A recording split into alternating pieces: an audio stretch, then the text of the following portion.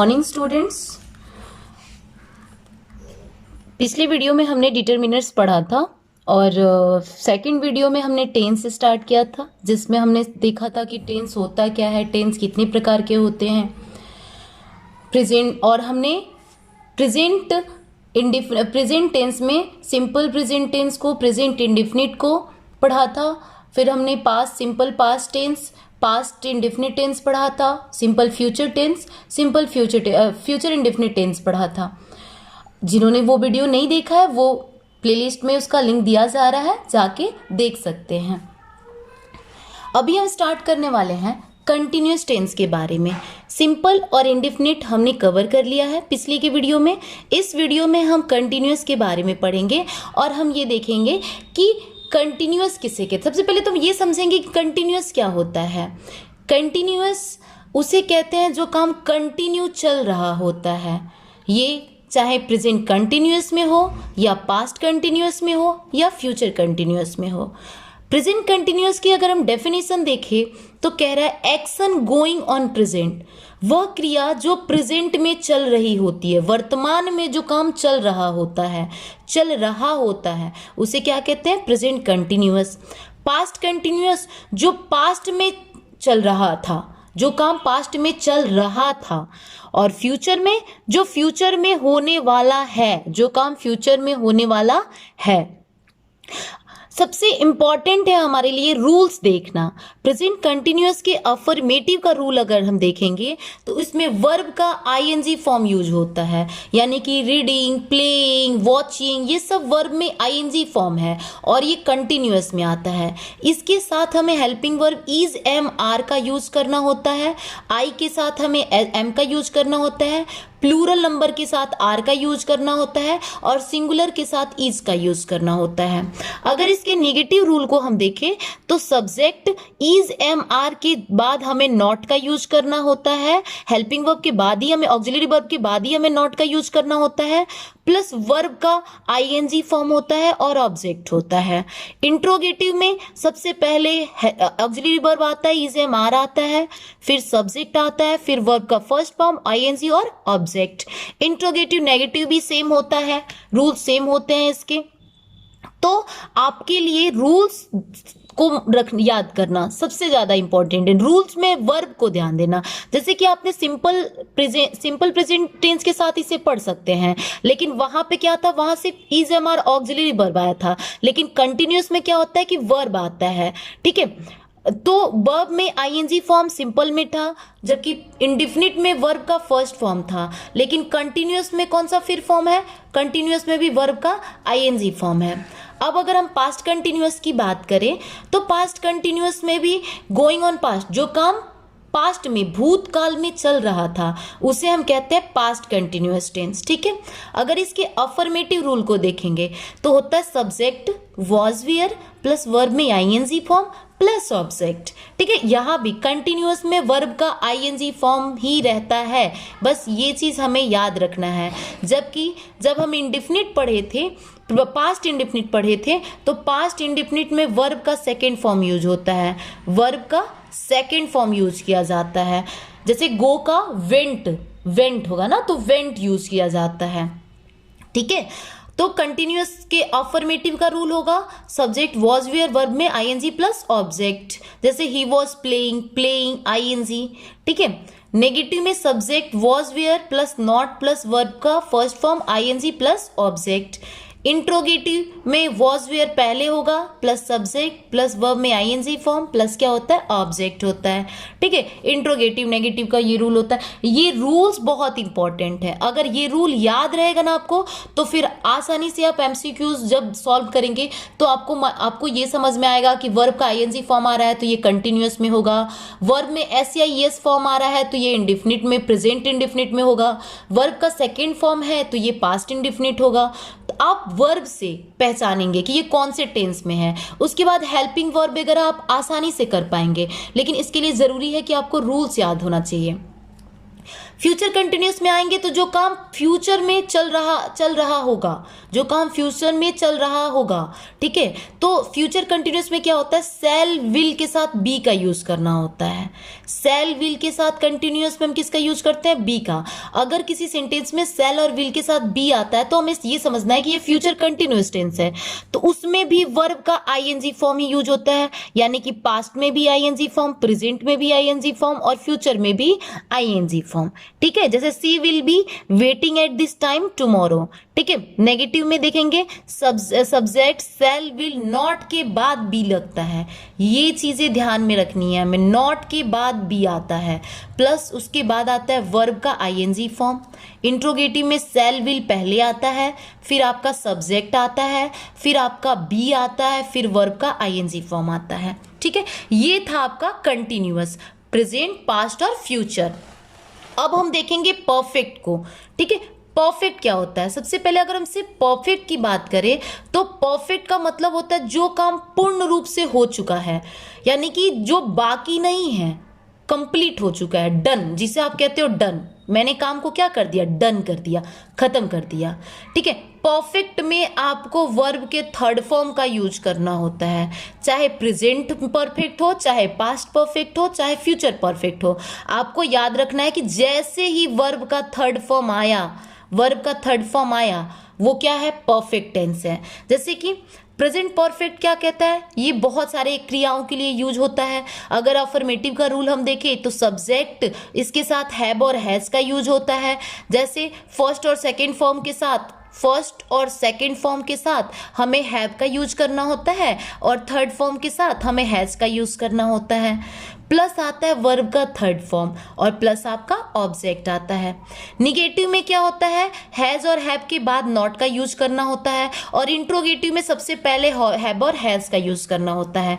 यानी कि हमें यहाँ पे ये देखना है वर्ब का फॉर्म, कंटिन्यूअस में वर्ब का आईएनजी फॉर्म और परफेक्ट में वर्ब का थर्ड फॉर्म। हैव और हैज का यूज करना है, हैज का यूज कहाँ करेंगे, थर्ड पर्सन, यानी कि ही, सी, इट, दे के साथ हमें थर्ड हैज का यूज करना होता है। अगर आई आता है, यू आता है, वी आता है, इसके साथ हमें हैव का यूज करना है, ठीक है। अब आते हैं पास्ट परफेक्ट में। पास्ट परफेक्ट में दो क्रियाएं होती हैं, एक होता है पास्ट इंडेफिनिट में और एक होता है पास्ट परफेक्ट में। जैसे डॉक्टर के आने से पहले मरीज मर चुका था, दो क्रियाएं हुई, एक डॉक्टर के आने से पहले और फिर दूसरा सेंटेंस मरीज मर चुका था। यानी कि जब भी ऐसे दो सेंटेंस आया, दो क्रियाएं हो रही हो, एक तो डॉक्टर का आना और दूसरा मरीज का मरना, तो उसे कहते हैं हम perfect tense, past perfect tense, ठीक है। इसमें हम हैड का यूज करते हैं, वर्ब का थर्ड फॉर्म यहां भी यूज किया जाता है। नेगेटिव में सब्जेक्ट हैड के बाद नॉट का यूज करना होता है, वर्ब का थर्ड फॉर्म प्लस ऑब्जेक्ट।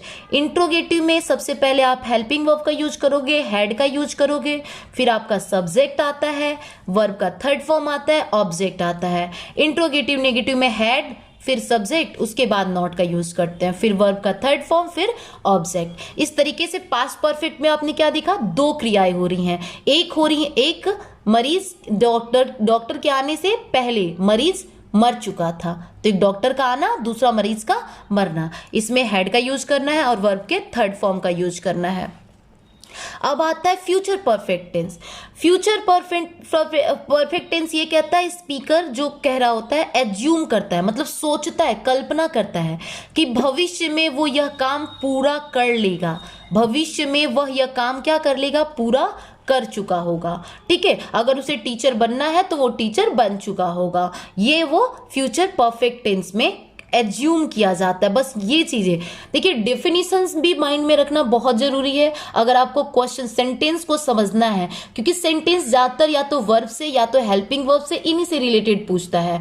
तो अगर आपको टेंस समझ रहे हैं कि ये कौन से टेंस में है, यहाँ पे आपको कौन से वर्ब का यूज करना है, तो आप बहुत ही आसानी से एमसीक्यूज सॉल्व कर लेंगे, चाहे कोई भी एमसीक्यूज हो, किसी भी एग्जाम का एमसीक्यूज हो, ठीक है। तो ये रूल और इसको समझना कि ये किस टेंस में है बहुत ही ज्यादा इंपॉर्टेंट है हम सबके लिए। तो परफेक्ट भी हमने खत्म कर लिया, कंटिन्यूअस भी हमने खत्म कर लिया। अब लास्ट आता है हमारा परफेक्ट कंटिन्यूअस। परफेक्ट कंटिन्यूअस, चाहे वो प्रेजेंट परफेक्ट हो, चाहे वो पास्ट परफेक्ट कंटिन्यूअस हो, या वो फ्यूचर परफेक्ट कंटिन्यूअस हो। इसमें अलग यही होता है कि एक अवधि दे दी जाती है कि मैं 2005 से ये काम कर रहा हूं, तो ये जो 2005 है ये एक समय दिया जाता है, चाहे वो निश्चित समय हो या अनिश्चित समय हो। ठीक है, दोनों तरह एक समय दिया जाता है। जब समय दे दिया जाता है तो हम उसे तुरंत समझ जाएंगे कि ये क्या है, ये हमारा परफेक्ट कंटिन्यूअस टेंस है। इसके साथ साथ इसमें सिंस और फार का यूज करना होता है, आपको यूज करना होता है सिंस और फार का। ठीक है, जब समय निश्चित होता है, ठीक है, जैसे मैं कह दूं कि मैं 2005 से यहाँ रह रही हूँ, तो निश्चित है तो आपको सिंस का यूज करना होता है। लेकिन मैं कह दूं कि मैं 2 घंटे से पढ़ रही हूँ, यानी कि समय क्या है, अनिश्चित है, 2 घंटा क्या है, अनिश्चित है, तो इसके लिए आपको फॉर का यूज करना होता है। ये कहाँ यूज होता है, तो परफेक्ट कंटिन्यूअस टेंस में। चलिए देखते हैं प्रेजेंट परफेक्ट कंटिन्यूअस क्या होता है। प्रेजेंट परफेक्ट कंटिन्यूअस एक्शन जो स्टार्ट होता है पास्ट में और अभी तक चल रहा है, मतलब कल से काम शुरू हुआ है और आज अभी चल रहा है, उसे कहते हैं प्रेजेंट परफेक्ट कंटिन्यूअस टेंस। मतलब क्या, पास्ट में शुरू हुआ और प्रेजेंट में चल रहा है। ठीक है, जैसे we have been living in the Patna since childhood, यानी कि बचपन से हम लोग पटना में रह रहे हैं, बचपन से हम लोग आज भी पटना में रह रहे हैं, इसे कहते हैं प्रेजेंट परफेक्ट कंटिन्यूअस टेंस।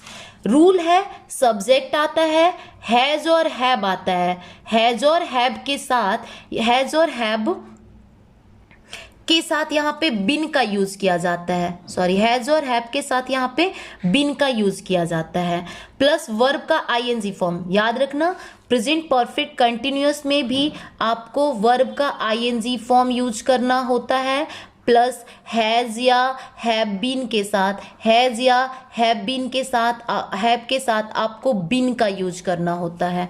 ठीक है, तो हैज या हैव के साथ आपको किसका यूज करना है, BEEN, बिन का यूज करना है। ठीक है, तो और सिंस और फार का यूज जैसे कि मैंने अभी बताया, और टाइम वही जो 2005 या 2 घंटे दिया जाता है वो टाइम होता है। निगेटिव में हैज और हैव नॉट होगा और नॉट के बाद बिन होगा, उसके बाद वर्ब का आईएनजी फॉर्म होगा। ठीक है, चलिए पास्ट कंटिन्यूअस की बात करते हैं। पास्ट कंटिन्यूअस ये कहता है कि काम जो है, action started in the past, action जो है वो पास्ट में शुरू हुआ था, कंटिन्यू और लगातार चला और खत्म हो गया। पास्ट में ही वो काम क्या हो गया, खत्म हो गया, चला और पास्ट में ही वो काम खत्म हो गया। भूतकाल में शुरू और भूतकाल में ही खत्म हो गया, जैसे कि he had been waiting for 5 hour before you came, तुम्हारे आने से पहले उसने 5 घंटे इंतजार किया था, यानी कि 5 घंटे अनिश्चित समय है, फॉर का यूज होगा, फॉर का यूज है, लेकिन उसने 5 घंटे, पास्ट में ही काम शुरू हुआ, पास्ट में ही खत्म हो गया। ठीक है, अगर आप इसके अफर्मेटिव का रूल देखेंगे तो सब्जेक्ट आता है, सब्जेक्ट के बाद इसमें हैड के साथ बिन का यूज करना होता है। ठीक है, और वर्ब का यहाँ भी आईएनजी फॉर्म ही यूज होगा, ऑब्जेक्ट और फॉर और सिंस का यूज आपको मैंने पहले ही बता दिया है। निगेटिव में सब्जेक्ट आता है, हैड आता है, प्लस नॉट आता है, नॉट के साथ आपको, नॉट के बाद आपको बिन का यूज करना होता है, प्लस वर्ब का फर्स्ट फॉर्म यूज होता है। ठीक है, वर्ब का फर्स्ट फॉर्म, यानी कि वर्ब के फर्स्ट फॉर्म के साथ आईएनजी, ऑब्जेक्ट और सिंस और फॉर का यूज होता है। अगर हम बात करें फ्यूचर परफेक्ट कंटिन्यूअस टेंस की, फ्यूचर परफेक्ट कंटिन्यूअस क्या होता है, तो एक्शन जो है वो कंटिन्यू चलता है एक निश्चित समय से।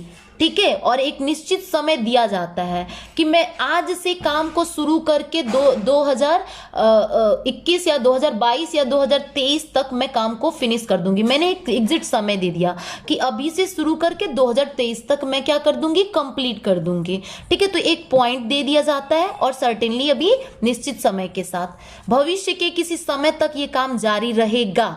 ठीक है, ये इसका हिंदी डेफिनेशन है।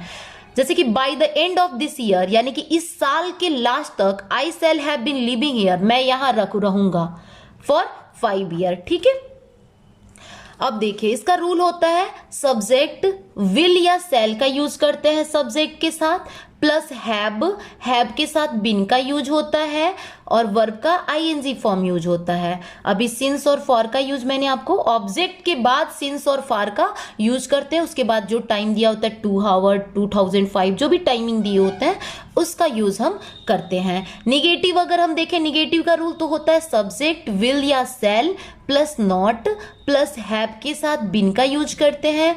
यहाँ भी वर्ब के आईएनजी फॉर्म का यूज किया जाता है, ऑब्जेक्ट का यूज होता है, फिर फॉर, फिर सिंस। फॉर या सिंस निश्चित है तो सिंस का यूज करना है, अनिश्चित है तो फॉर का यूज करना है, उसके बाद जो टाइमिंग दी गई है उसका यूज हमें करना है।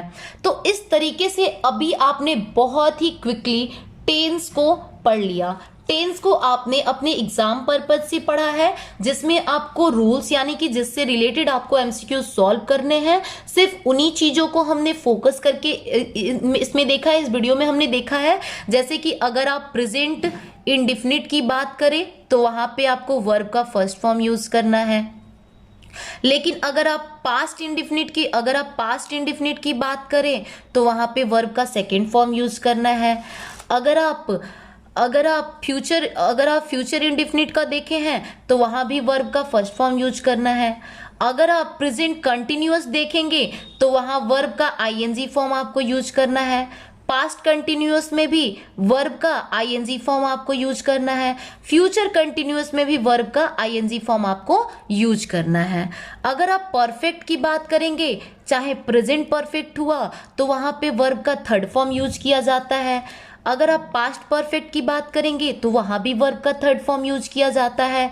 अगर आप फ्यूचर परफेक्ट की बात करते हैं तो वहाँ भी वर्ब का थर्ड फॉर्म ही यूज होता है। ये वर्ब बहुत ही ज़्यादा इंपॉर्टेंट है आपके लिए कि प्रेजेंट इंडेफिनिट में वर्ब का फर्स्ट फॉर्म, पास्ट में सेकेंड फॉर्म, फ्यूचर में फर्स्ट फॉर्म, कंटिन्यूअस में वर्ब का आईएनजी फॉर्म यूज होता है, परफेक्ट में वर्ब का थर्ड फॉर्म, और ये हर जगह परफेक्ट है तो वर्ब का थर्ड, पास्ट में भी, प्रेजेंट में भी, फ्यूचर में भी।